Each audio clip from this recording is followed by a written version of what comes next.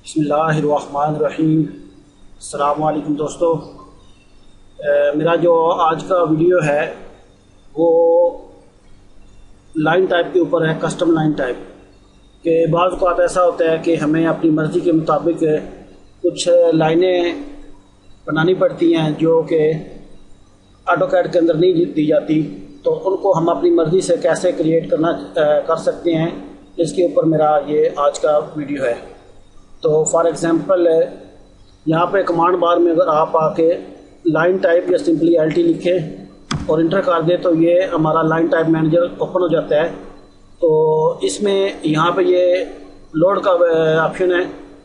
Load में आने के बाद आप यहाँ पे देखें तो ये लाइन टाइप की जो है वो ऑटोकैड की लाइन टाइप्स दी गई हैं। इसमें ये डैश और डॉट्स और मुख्तलिफ शेप्स की ये लाइन टाइप्स है हमारे पास।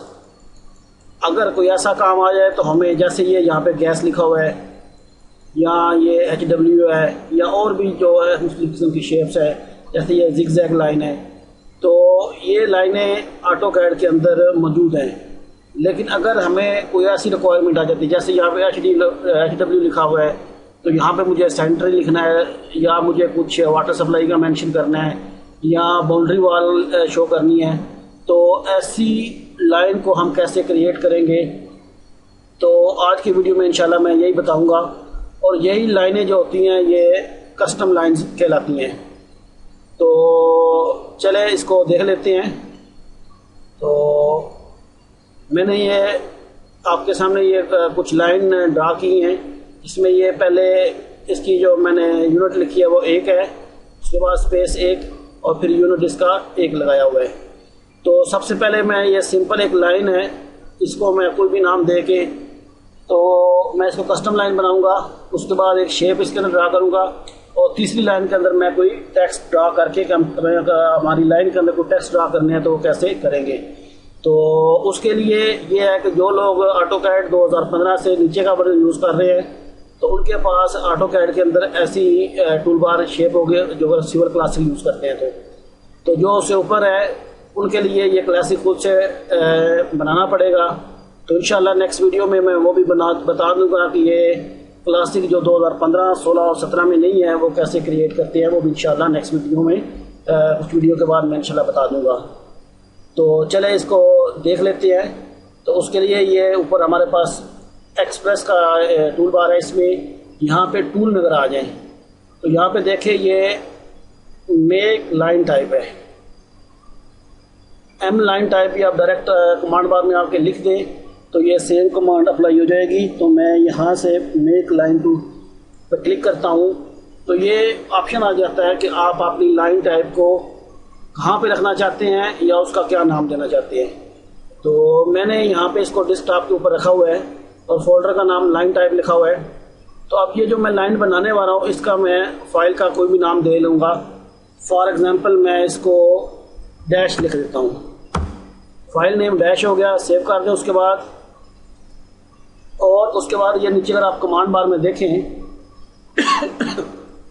तो इसमें लाइन टाइप नेम है। तो आप जो लाइन टाइप ड्रा कर रहे हैं इसको आप अपनी मर्जी से नाम दे सकते हैं। मैं इसको भी डैश ही दे देता हूँ और उसके बाद इंटर। तो ये अगर आप नीचे देखें तो मैंने ये डैश नाम की ऑलरेडी पहले एक लाइन बनाई हुई है। तो इसमें वो ऑप्शन आ रहा है कि आप इसको क्या, ये ऑलरेडी एग्जिस्ट है लाइन टाइप, वो पता है कि आपके पास ऑलरेडी है, आप इसको क्या करना चाहते हैं, ओवरराइड करना चाहते हैं। तो या तो मैं इसका नाम चेंज कर दूँ या मैं ओवरराइड के लिए करना हो तो मैं इसको यस कर देता हूँ, यस के लिए वाई और इंटर। तो उसके बाद वो पूछ रहा है कि enter the line type description, जो आप लाइन टाइप बनाने आ रहे हो कस्टम लाइन टाइप उसका आप डिस्क्रिप्शन क्या देंगे।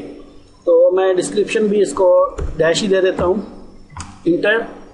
और स्टार्टिंग स्पेसिफाई पहला पॉइंट, वो पूछता है कि आपको पहले पॉइंट कहाँ से शुरू करना है। तो मैं यहाँ पे मैंने आपको बताया कि ये लाइन भी यूनिट 1 की, इसमें दरम्यान गैप भी एक यूनिट का और ये भी एक यूनिट का मैंने बनाया ड्रा किया हुआ है।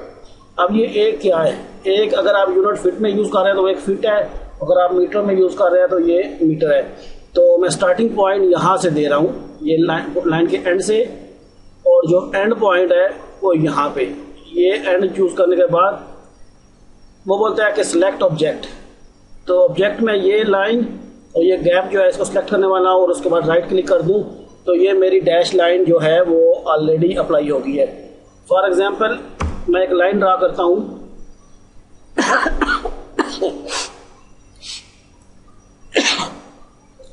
तो ये मैंने एक लाइन ड्रा की है। तो इनके ऊपर जो अभी मैंने कस्टम लाइन बनाई है तो उसको मैं इसके ऊपर कैसे अप्लाई करूँगा, उसके लिए अब ये देखें तो ये आपकी डैश ऑलरेडी यहाँ पे आ चुकी है। तो यहाँ से आप क्लिक करें तो ये सेम लाइन जो इधर आपके पास थी, ये स्पेस सेम गैप और उसके बाद लाइन गैप और लाइन, ये आपकी वो डैश लाइन जो अभी आपने बनाई थी वो बन चुकी है। और सेकंड में सेम है। अगर इसके अंदर मैं कोई शेप ड्रा करना चाहता हूँ, फॉर एग्जांपल मैं कोई एरो देना चाहता हूँ या कोई भी, तो मैं एक अलग से फॉर एग्जांपल इसके ऊपर एरो बना लेता हूँ। तो एरो के लिए मैं सिंपली लाइन अप्लाई करता हूँ, लाइन स्पेसिफाई फर्स्ट पॉइंट में कोई भी क्लिक करता हूँ। उसके बाद मैं इसको 45 के एंगल पे लगा लेता हूँ, 0.5।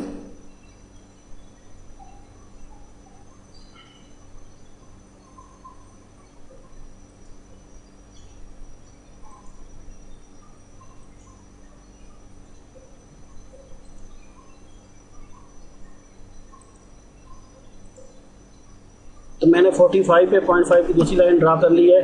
तो मैं ये मेरी एक एरो नुमा एक शेप सी ड्रा हो गई है। तो मैं इसको यहाँ से मूव करता हूँ। मूव करने के बाद इसको मैं इसको सेंटर में इसके लगाता हूँ। तो सेंटर के लिए मैं एक और लाइन ड्रा कर लेता हूँ।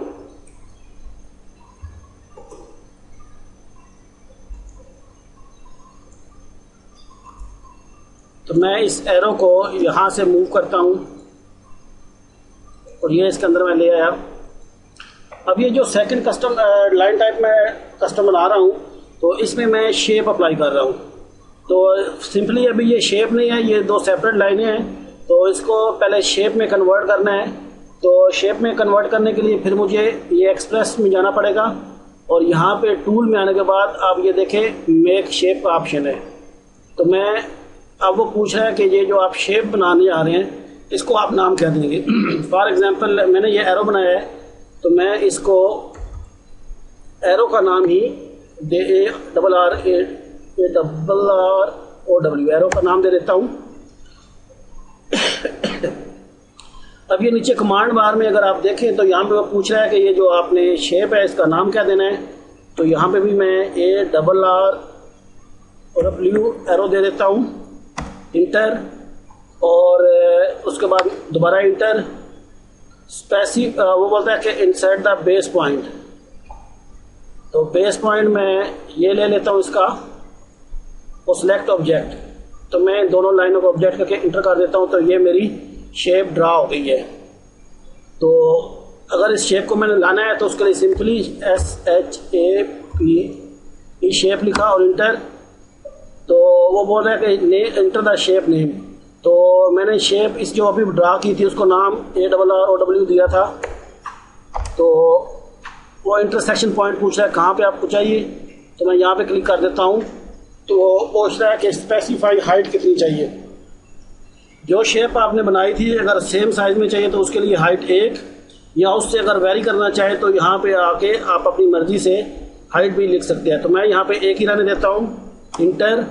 और यहाँ पे वो रोटेशन एंगल पूछ रहा है कि किस एंगल पे ये शेप आपको चाहिए। तो मैं फिलहाल एंगल 0 रहने देता हूँ। और ये अगर आप देखें तो ये ऊपर शेप आ गई है। अच्छा, अभी मैं यहाँ पे फ़र्क बता दूँ, ये अभी भी लाइन ही है, लेकिन ये अगर आप क्लिक करें तो एक शेप बन चुकी है। ठीक है जी। अभी यही शेप को मैं कस्टम लाइन के तौर पे इस्तेमाल करता हूँ कि इस शेप को मैंने लाइन टाइप में यूज़ करना है। तो दोबारा एक्सप्रेस टूल में जाऊँगा, टूल्स, और उसके बाद ये देखें मैं अभी लाइन टाइप बनाने जा रहा हूँ। तो M लाइन टाइप इसको लिख सकते हैं आप कमांड बार में या टूल बार में आके मेक लाइन टाइप क्लिक करें और इसको आप यहाँ पे जो लाइन बनाने जा रहे हैं इसको आप कोई नाम दे सकते हैं। फॉर एग्जांपल मैं इसको नाम दे लेता हूँ DIM, मैं इसको दे देता हूँ। सेव, इंटर द नेम, तो मैं इसको नेम भी DIM लिख देता हूँ। डिस्क्रिप्शन भी मैं सेम ही रहना चाहता हूँ, आप अपनी मर्जी से डिस्क्रिप्शन जो चाहे दे दें। अब इसका वो स्टार्टिंग पॉइंट पूछ रहा है। अब स्टार्टिंग पॉइंट मैंने कहाँ से यूज़ करना है, यहाँ से। अगर मैं यहाँ से करूँगा तो फिर क्या होगा, ये लाइन और ये लाइन जब ये 2 बार अप्लाई होगी तो ये डबल हो जाएगी। तो मुझे ये सिंगल लाइन चाहिए, तो मैं इसके लिए यहाँ पे क्लिक करता हूँ और उसके बाद ये एंड पॉइंट और देन सेलेक्ट ऑब्जेक्ट, ये मैं लाइन सेलेक्ट करूँगा और ये शेप सेलेक्ट करूँगा और राइट क्लिक। अब ये मेरी कस्टम लाइन इस्तेमाल हो चुकी है। अगर इसको मैं यहाँ पे चेक करना चाहता हूँ तो यहाँ पे अगर आप आएँ तो ये DIM के नाम से ये हमारी शेप ऑलरेडी कस्टम लाइन हो चुकी है, लाइन टाइप। तो इसको यहाँ से क्लिक करूँगा तो ये देखें वो हमारा आ गया है। अब इसमें बताने की बात ये है कि अगर मैं यहाँ से उसको सिलेक्ट करता तो जब ये एरो आ रही है, एरो के बाद ये दोनों लाइनें जब रिपीट होनी थी तो ये इकट्ठी हो जानी थी, तो ये गैप सेम नहीं रहना था।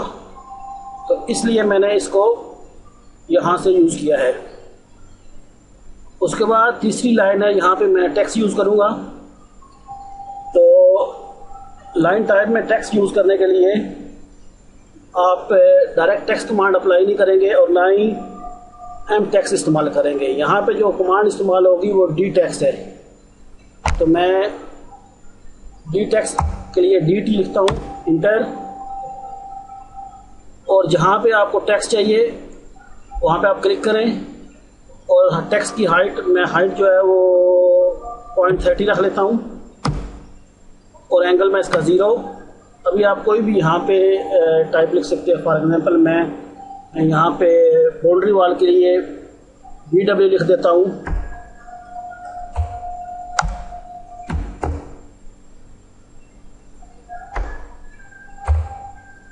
Then okay.